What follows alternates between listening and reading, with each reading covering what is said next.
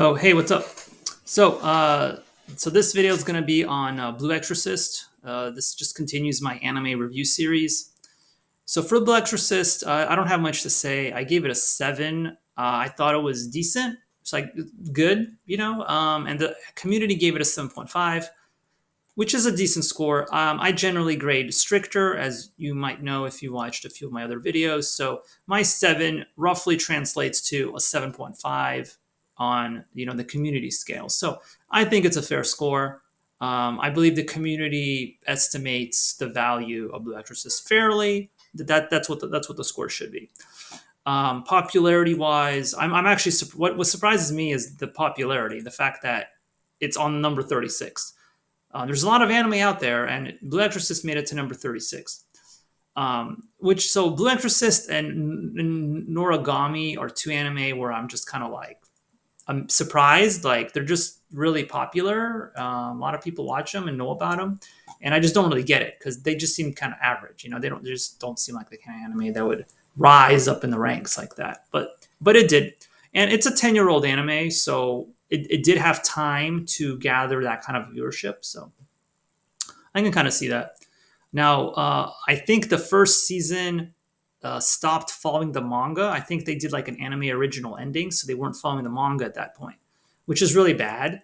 And then the second season, from what I've heard, starts following the manga. So there's actually inconsistencies because there's actually inconsistencies in the stories between the first and second season because the second season actually decided to follow the manga more.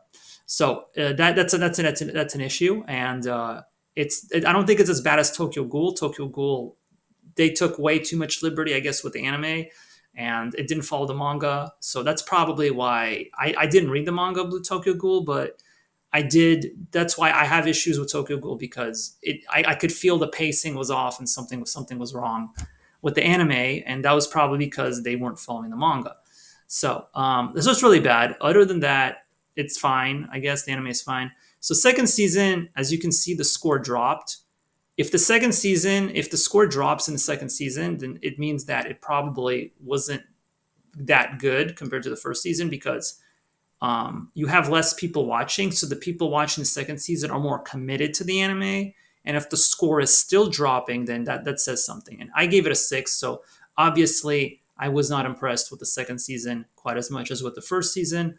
And the community thought the same. So I guess I agreed with the community that it did get worse. Now I dropped it down to a 6. They dropped it a little bit.